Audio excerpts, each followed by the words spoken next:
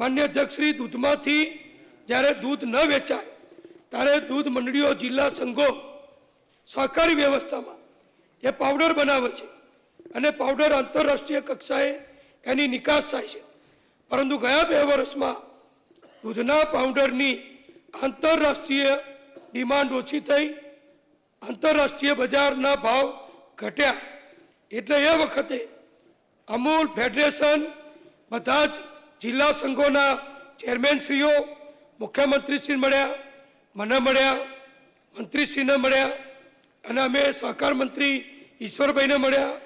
સરકારે દરખાસ્ત મોકલી કે એમને મદદરૂપ થવું છે. પાવડર વેચાતો નથી, વેચી નાખે તો મફતના ભાવમાં જાય છે. તો સરકારે કહ્યું કે તમે ઉતાવળ ના કરશો, અમે તમને જે પાવડર તમે નિકાસ કરશો એના ઉપર સબસિડી આપીશું. અને ભારતના નહીં, ગુજરાતના ઇતિહાસમાં પહેલીવાર કોઈ સરકારે આમને મદદ કરી હોય તો અમારી ભાજપની વિજયભાઈની સરકારે 300 કરોડ રૂપિયા ખેડૂતોને, પશુપાલકોને ભાવ તૂટી જાય નહીં, દૂધનું નિકાસ ઓછી થાય તો સહાય આપવા 300 કરોડની જોગવાઈ કરી. અને આપણા સદનસીબે દૂધના ભાવ પાવડરના એ વધ્યા અને એનો ફાયદો પશુપાલકોને મળી રહ્યો છે.